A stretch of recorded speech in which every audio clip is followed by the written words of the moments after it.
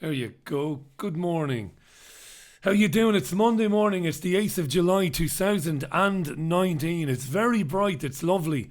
It's a glorious Monday morning here in Salford in Greater Manchester. Do a quick roll call in a second. Hope you've had a nice weekend. Hope you had a nice day yesterday. Lovely day. Sweltering day it was yesterday afternoon. Going to have a look at the front pages of the newspapers and one or two of the stories inside as usual, and some of the other news websites like RT and like bbc.co.uk as well. And we'll do a quick roll call there while we're here.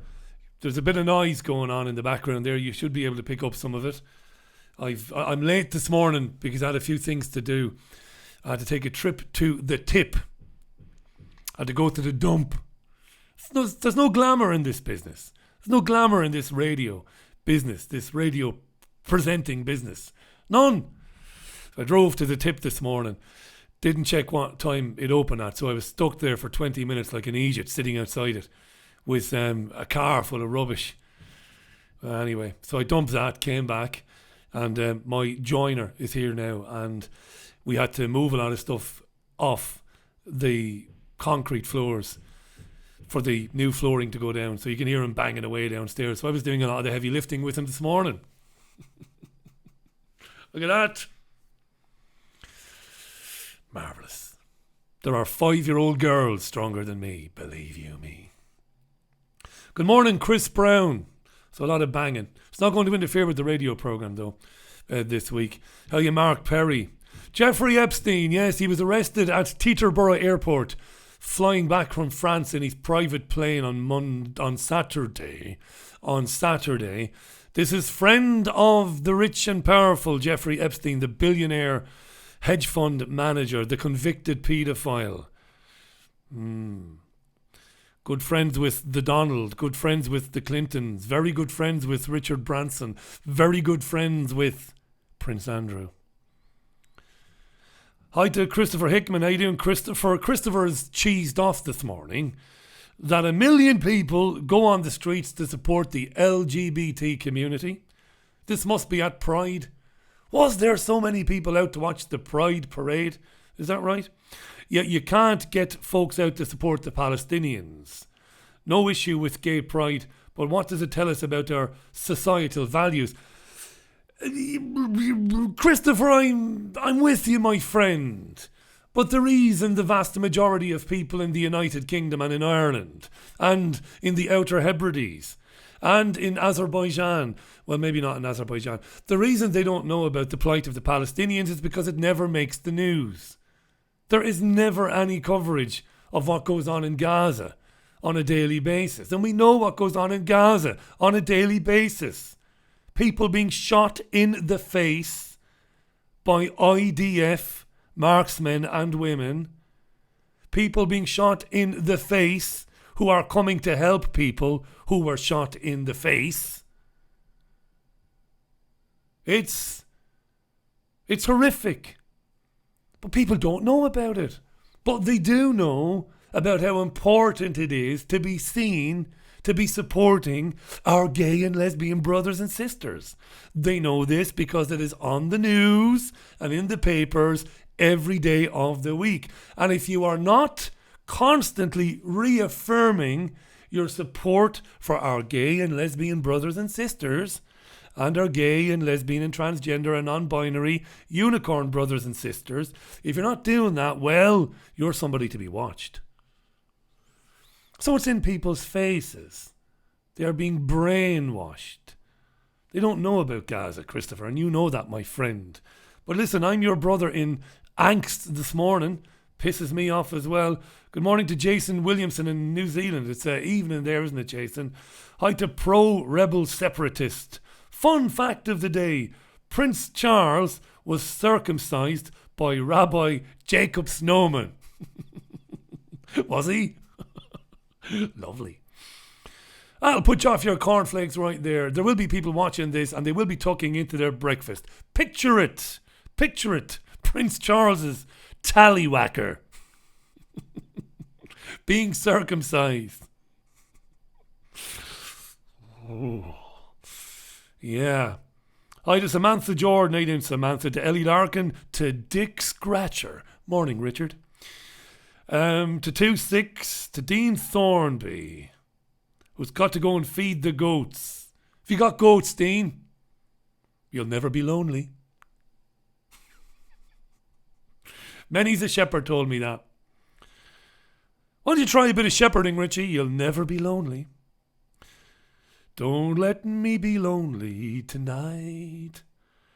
How does the shepherd choose which goat to have relations with? How does that work? Wow. It gets worse, this. Every day, I told you. You keep coming back every morning. It gets worse. It is crap. It wasn't bad enough it was crap. It's now smutty crap.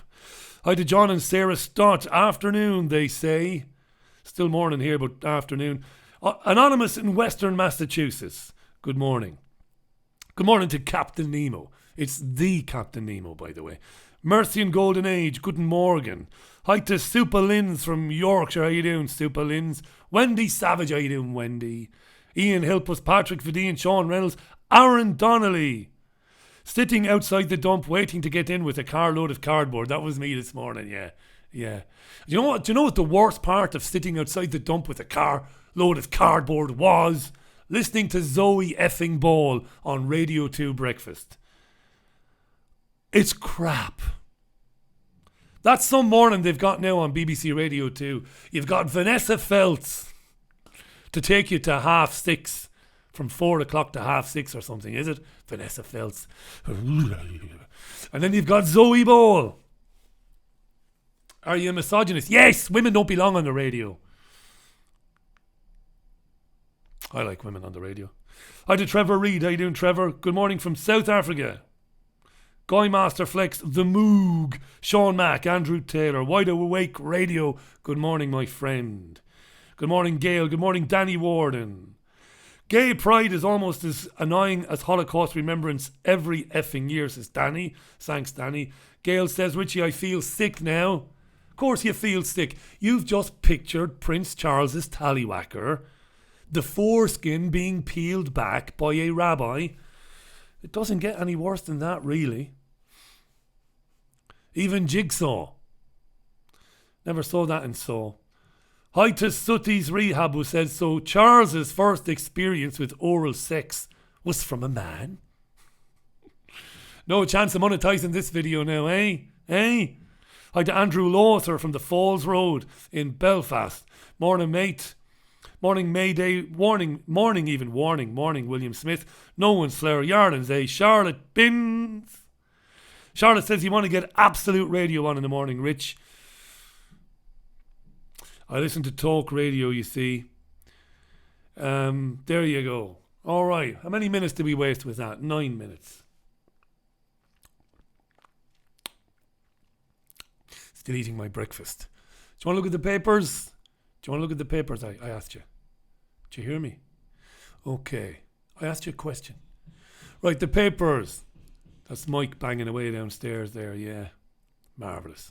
Did you watch the World Cup final yesterday between USA and Holland? You didn't?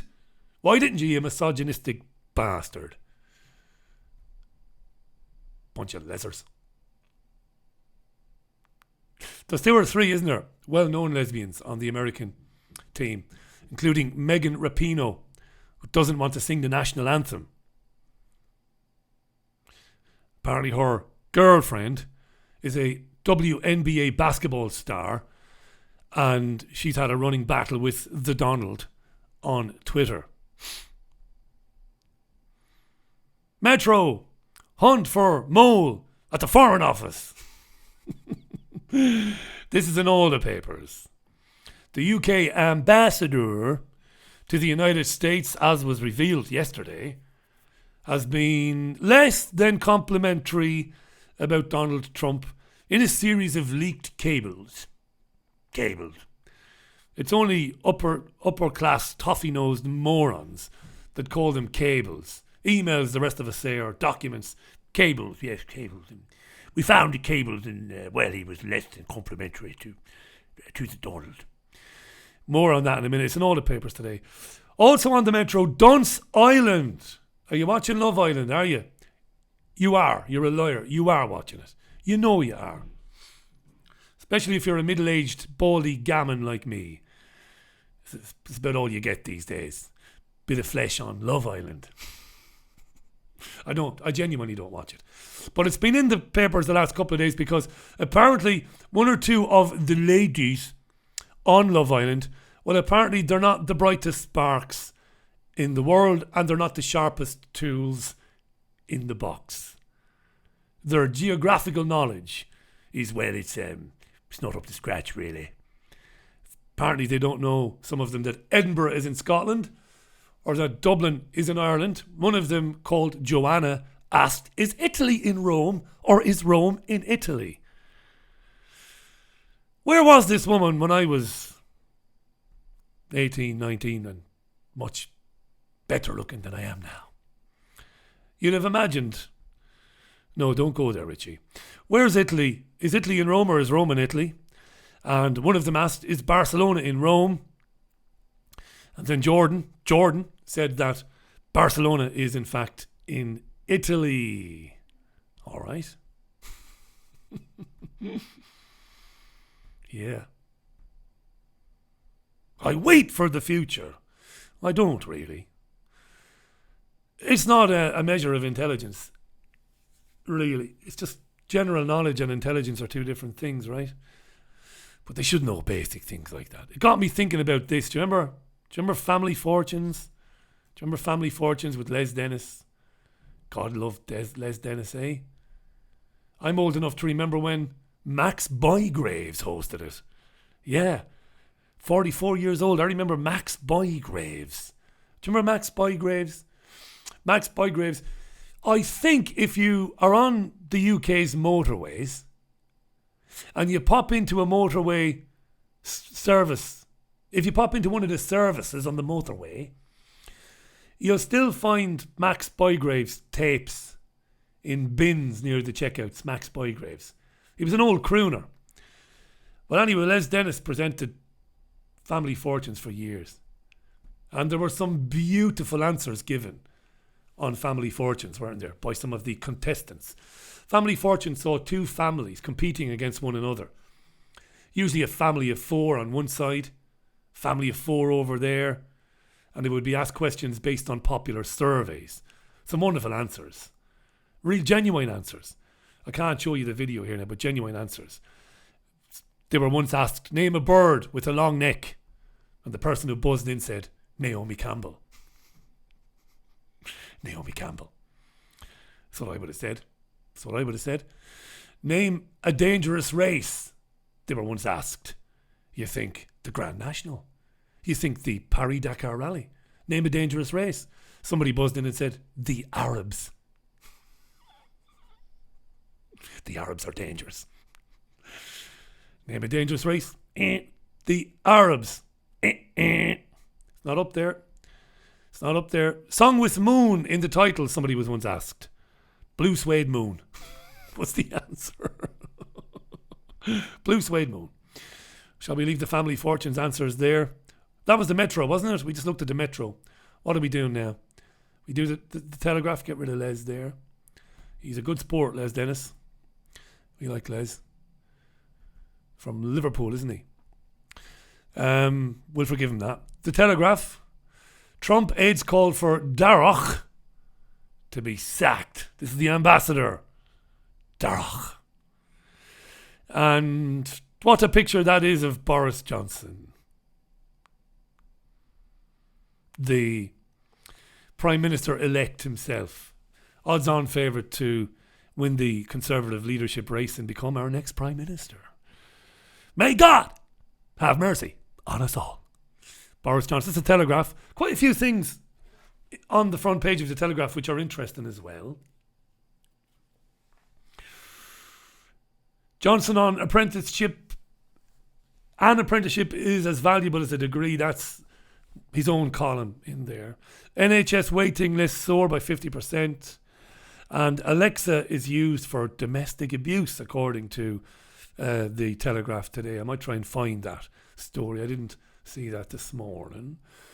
So, the UK ambassador to the US, not being very nice to the Donald. Financial Times, Deutsche Bank story there. Failure, equities trading. Thousands of jobs are going to be lost, of course. This is in the Financial Times. Let's get rid of that. What's in the Times of London? Johnson faces Tory plot to prevent no Brexit deal. That's a running story that alleges that Conservative Party members of Parliament, MPs, are gathering as they feel that Johnson is guaranteed to win the leadership race and will be Prime Minister.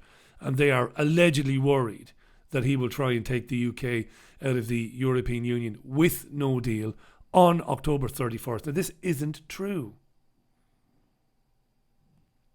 Johnson is not going to take us out full stop. It's not going to happen. I've explained this a million times why it won't happen. Also on the front page there is Megan Rapinoe, the captain of the US women's team. Very good footballer, it must be said, with her strikingly purple hairstyle. Megan, who doesn't sing the anthem. All national anthems are ridiculous, really. There is none more ridiculous than the English national anthem. It is the most ridiculous, pathetic, mindless, moronic national anthem of them all. God save our gracious Queen. God save our noble Queen. God save the Queen. Send her victorious, onward and glorious, long to reign over us, or whatever the fuck. God save the Queen. Ridiculous. Ridiculous. Isn't it? Postmen feel pain of online deliveries as dog bites rise. I'm delighted. I fucking hate postmen. I'm delighted. I'm glad that dogs have got their act together again, and they've upped the ante on postmen. Delighted. Ever since the Germans bought most of the Royal Mail, I'm delighted now. That's it. Good for the dogs. I can't get Jazz to buy their postman though. I've done everything, but she won't do it. I've even had mannequins made up and dressed them as postmen and thrown them at the dog. She just won't do it. So please tweet me with any tips or hints as to how I can get the dog to just rip the balls out of the postman. Yeah. Okay. That's the Times. You'd have thought the mannequin would have worked, wouldn't you? Dressing the mannequin up as Postman Pat and throwing it at Jazz. No. The Express. Boris, no deal. Brexit is nothing to fear. That's true, but you're not going to deliver it. You buffoon. You complete moron. Also on the front page is a nice picture of Vinnie Jones and his wife Tanya. Tanya died aged 53. I met Vinnie Jones some years ago. You know, I've never been a name dropper. In my commercial media days, I got to meet Vinny. I got to sit down with him. And he was a really nice fella. He was a very interesting guy.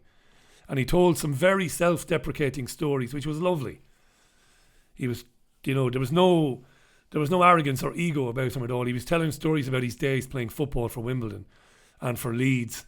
And the stories were marvellous. And there were always stories about how he got upended or how he got embarrassed by better players. And I liked him. Thought he was a good guy, and he did well in Hollywood. He was in some very big films, and it seemed that he had a very close and loving relationship with his wife, who sadly passed away aged 53. And you and I, dear viewer, we've got opinions about cancer treatment, don't we?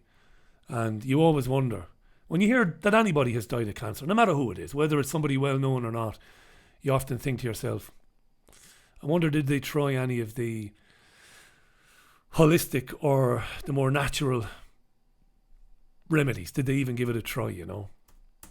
You never know. But yeah, he was a nice fella, Vinny. The Guardian. Climate crisis disasters occurring weekly, says the United Nations. Told you last week. Look out, what is it? It's cloudy. It's climate change! What's it like today? It's quite sunny, actually. Climate change! We're all going to die. And we're not really. We're all going to still be here in 50 years. I won't be. 6 foot 6 inches tall. Little bit of a dicky ticker. I'll be lucky to see 70. That'll do me. 26 years from now. 44 now, 26. Yeah. That'll do me. That'll do me. Operations cancelled in standoff with consultants. What's this about? It's an important story. The Guardian claims that hospitals in England are cancelling operations because the consultants working in hospitals, the consultants, right, have begun working to rule. Why? Well, there's a big standoff between the NHS and consultants over pensions. And it's not going away, this dispute. It's getting toxic, and it's getting so toxic that doctors believe NHS services will go into meltdown. They're meant to. It's part of the plan. Wreck the NHS. Wreck it. Wreck it. And when people scream loudly enough about it, you say, we've got the solution. It's Virgin Care. Or some company like that, or some American company. Waiting times for treatment are wretched now. Senior doctors will not work more than their planned shifts over this pension row. Yeah. There you go. That's the Guardian. What's in the eye paper? Outcry over Labour threat to sue staff in gagging row. This is about anti-Semitism. Because Jeremy Corbyn hasn't got the cojones. Hasn't got the liorodi. Liorodi is the Irish language word for balls. Liorodi. To take it on. And to tell the Zionists in the UK to either move to Israel or shut the fuck up. That's all Jezza has to do. End of story. I'm not even going to talk about this because I talk about it too much. What's really going on with this anti-Semitism nonsense? In the Daily Mail, same thing. There are allegations that non-disclosure agreements signed by Labour staffers were wrong and are being enforced now and are being pushed by Jeremy Corbyn's closest pals to prevent people blowing the whistle on anti-Semitism within Labour. And the BBC has got a panorama programme going out this week which will apparently be devastating for the Labour Party. This could have all been nipped in the bud, as I said 2 years ago when it started. The Sun, dog enthroned. That's the pun. One of the parasites is going to adopt a dog for her baby. Lovely. And in the Mirror today, end school holidays rip off.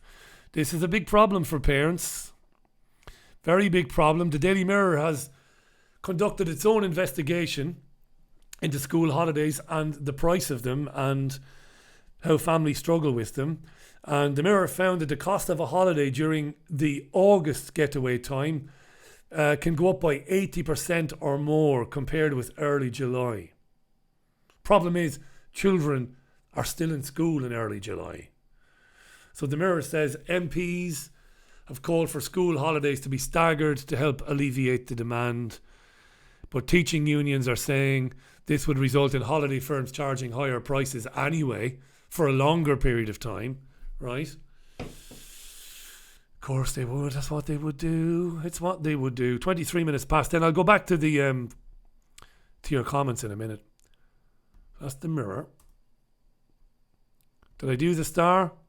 Summer is saved by 4 more sizzlers. That's a weather story. Yeah. So there you go. I'll go back to the comments then. I've got to scroll back, you see. Why don't they invent a button where I can just pause the comments?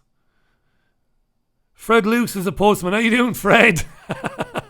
I would train Jazz to bite every postman in the bollocks. But you, Fred. Thanks, mate, for weighing in there. You'd have thought that throwing the mannequin dressed as a postman would have done the job, right? She will not bite postmen. Yeah. Nobody believes me about Germany. Yeah, when the Royal Mail was privatised, German companies bought up the majority stakeholding in it. Of course. I'm glad I'm amusing some of you. I'm not trying to amuse you. Just here reading the news. Hi to Oklahoma. How you doing, Oklahoma? Marvellous. Have I missed anybody? Hi to Free Palestine. Amen. Hi to Simon the Bomb. To Gabriel Swift. Lovely. Bruce Blunt says Max Bygraves was shite, kept on getting his words wrong. Was it Bob Monkhouse who first did it? I think you're right, actually. Maybe it wasn't Max Bygraves who presented Family Fortunes. Although I think he did. Didn't he? Bob Monkhouse definitely did it, didn't he? Bob Monkhouse, one of the greatest stand-up comedians in the history of comedy. Amazing guy. No One's Flower says, you're just a wee pup, Richie. That's another accent that I fucked up. That's supposed to be Scottish. Worst comic ever. Patrick, I mentioned Patrick. Look, I can't find out where these comments stopped. Private Fraser, how you doing, pal? Hi to XYZ. Hi to the Durn Ovarian. The Durn Ovarian. Liz McFall, how you doing, Liz? Jason Early. You doing, Jason Early? Hi to Brian O'Bruder from Wexico. Wexford, how you doing, Brian? Watching what did? Lovely. Cheryl Job is in South Africa. How you doing, Cheryl? Cheryl, right? First time she's caught this live. Brilliant. Liz came back to say Bob Monkhouse first presented Family Fortunes, then Max Bygraves took over. Marvellous. Good job. Right. What else is new? So if we leave the European Union, if we do, we won't. But if we do, we'll have to have new passports, won't we? I won't because I'm Irish. Do not adjust your television screens. This is my real accent. So as an Irishman, I'm stuck with my European Union passport. Years and years and years and years ago, when I first got my passport, it was a green one. With a big harp on it, to be sure. Now it's a big European Union kind of red one, reddy orangey one, with a big harp on it, but it's a European Union one, right? I won't get a new one because I'm Irish. And there you go. But if we do leave and you're English, you'll get a new one. And it'll be blue. Guess where it'll be made though? It'll be made in fucking Poland. Says, no wonder there's no jobs in this country for people, huh? Why would you get them printed in Poland? Why, in the name of suffering tarnation? Why, in the name of screaming Jesus, would you go to Poland to get the passports printed? Why would you not allow a British firm? Why would you not give the work to a British firm? No. Burgundy. Yeah, I said red or orange, didn't I? Burgundy red, the European Union passports. There they are there. We'll have new ones in the UK, but they'll be made in Poland. In Poland. And the company making them in Poland will be owned by a French-Dutch company which won the bidding to print the documents. This is outrageous. That the British government would put it out to tender and allow a fucking French-Dutch company do it. Why not put it out to tender in the UK and insist that a UK company gets the bid? Madness. The Guardian newspaper this morning is full of a story about how that if only Jeremy Corbyn would embrace the centre ground. The centre ground. Labour would be a shoo-in at the next election. Do you want to see the centre ground? Those two Muppets. Stella Creasy and Yvette Cooper. Two of the biggest fucking fishwives on planet Earth. Look at the state of them. That's the future of Labour. Look at them. Look. They want to make misogyny a hate crime. They want to make everything a hate crime. Those two. Lunatic, cultural, Marxist, progressives. Those two. That's what you're That's what you've got. The country's crying out for an effective opposition, and yet Jeremy Corbyn cannot grasp the opportunity of the centre ground. Stella Creasy and Yvette Cooper. Do you know who these people are? I could be here for a half an hour talking about them. These dreadful, virtue-signalling, moronic, maniacal muppets, the two of them. Everything is hate speech with the two of them. Everything. No matter what it is you say. Don't speak about anybody that isn't white. Anybody who's not white and gammon like me, you bally bastard, Richie. Anybody who's not white and middle-aged. Don't speak about them. Don't criticise them. Don't challenge them, because they'll be after you, the two of them. Not just them, but they're the public face of it. Creasy and Cooper. Dreadful. Awful. Disgusting individuals, the two of them. They're the guardians of the Twitterati thought police. Right? Horrible people. We'll leave them alone there. What else is in the news? Oh, huge story in the Telegraph about how 5G is brilliant. And I swear to you, I've only got 2 pages of it here, but it goes on forever. It's a really long story, right? I could have put 4 pages of it up. This is a story about 5G in the Telegraph, right? Do you think the story references the fact that in Belgium, in Switzerland, and in some parts of America, they have suspended 5G because of environmental concerns, because of concerns that 5G might be harmful to people? Of course, the Telegraph newspaper story has omitted all references to how deadly 5G might be, and the fact that other governments have said, hang on a second, let's not roll it out. That's dreadful. It is incumbent upon you.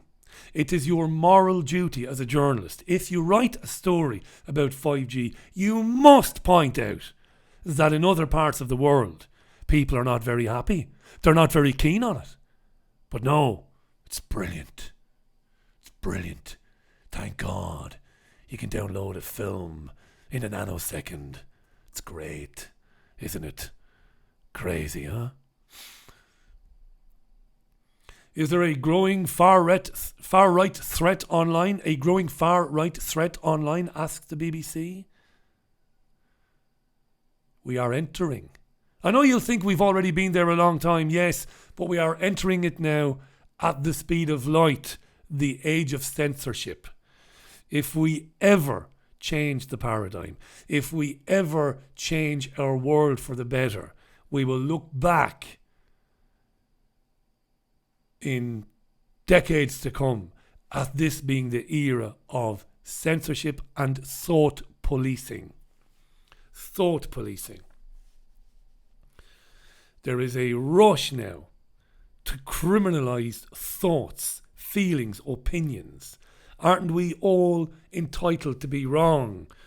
Goodness gracious, I am wrong all the time. But don't I have the right to be wrong? Don't I? To get it wrong? Don't I have the right to sometimes support the wrong direction or to endorse the wrong person? Aren't I entitled to be wrong? No, not anymore. We are increasingly seeing through the policing of social media how the establishment, how the system, how the elite is creating a corridor that's very narrow. And all of your opinion, all of your thought must exist within the narrow corridor. It must conform. Okay? Everybody must have the same opinion on everything, no matter what it is. Whether it happens to be women's rights, whether it happens to be migration, whether it happens to be gender politics, whether it happens to be whatever. This is accepted. This is not. And that's what's happening here. And increasingly, and I've said this 1,000 times, haven't I, over the years, they will not have to censor. We will censor ourselves. and I go back again. I spoke to a gentleman in Buell Hill Park on Friday last, briefly. The chap didn't have a Scooby-Doo that I was a journalist. We were having a little chat and politics came up, and he had a conservative opinion. Working class lad, like myself, struggling, and he had what would be considered a conservative point of view. He'd be a supporter of Nigel Farage and getting out of the European Union, no deal and all of that. We're having a chat. And he was telling me he was going for a job. And I asked him, are you on social media? I am. It might be too late this time, I said. But you might want to consider deleting your tweets regularly. Right? Maybe go back. Delete everything up to 6 months ago, maybe. Or delete it all full stop. And the guy was, he was a bright kid. He was a bright kid and he went, yeah. He said, yeah. They'll expect me to be on social media, won't they? I said, of course they will. They'll go into your Facebook, they'll go into your... And I told him it had happened to me at LBC Radio. See, old LBC Radio headhunted your presenter. I told you the story on the radio. Back in 2012, they couldn't get enough of Richie Allen. He's referring to himself in the third person. He's turned into an arsehole. Turned into an arsehole? I've been an arsehole since I could walk. All right? All right. Headhunted me. The former head of The Guardian, running LBC, couldn't get enough of me. Put you on in the evening, Richie. Come and see us. Flew me into Luton Airport, put me up. Had me driven to the studios in Leicester Square. But sometime between me landing in Luton Airport and arriving at the studio for my conversation, they found out that I was speaking regularly to people like David Icke and others. And all of a sudden, they couldn't get me out of there fast enough. And back to Luton Airport and back on a plane to effing Spain. Oh yeah. Social media. If you're going to go for a job, purge your social media account unless you are a virtue signaller who spends all your time talking about how there's nothing wrong with anything. Everything is just fine. Everything is hunky-dory. All you have to do. But if you've got opinions on anything that are not mainstream opinions, doesn't matter what the subject is, purge the bejesus out of your Twitter account. Lovely. Alexis Tsipras, one of the greatest liars of all time. You will remember, I say I get things wrong all the time. I was the only content creator in the world, when Alexis Tsipras swept to power and Syriza, his party, and Herman Munster, Yanis Varoufakis, and they promised they would deliver the Greek people from the bondage of the European Union, the Troika, and the bailouts. What did the big baldy Irishman say at the time? Well, I said he's a Trojan horse. He is as establishment as David Cameron. Yeah. And he proved to be. He had a referendum and he told the Greek people, say no to the horrible terms of the bailout from the European Central Bank. The Greek people trusted him and said no. A couple of weeks later, he signed bailout terms that were even worse. How about them apples? Alexis Tsipras. And now he's been replaced by the New Democracy Party. But people never learn. The Greeks are just as stupid as the English and just as stupid as the Irish, because they think that one of the most powerful families in the country, one of the richest men in Greece, is going to deliver them from their prison and take them out of the European Union and end austerity?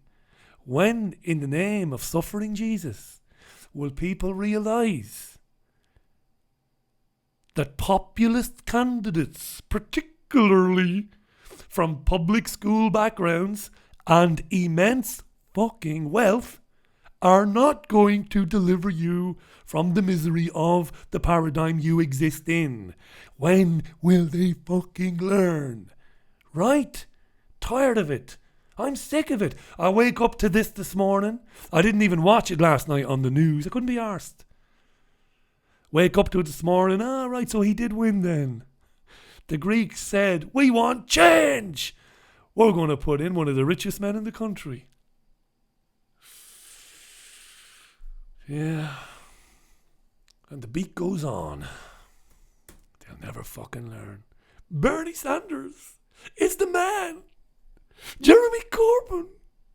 No, they're not. Bernie Sanders is a very, very wealthy Jewish man with enormous amounts of money.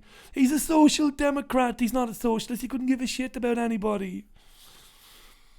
Okay, Jeremy Corbyn is the same. They're all the same. They all play for the establishment, but you don't believe that because you're fucking thick. And you'll keep thinking, I can vote my way out of it, but you can't.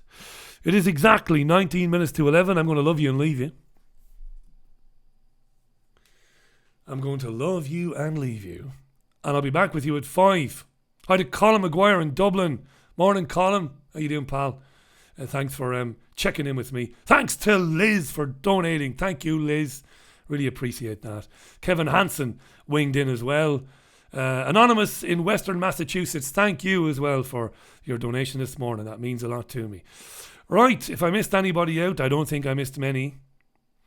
I'm going to go now and do some work and catch up with you a little bit later on. The Richie Allen Radio Show will be live at 5 on the usual channels, richieallen.co.uk, triggerwarning.tv, but of course, importantly, Fab Radio 2 in Manchester at fabradiointernational.com. It's on TuneIn Radio as well, and the programme is archived at Podomatic at Spotify and at iTunes.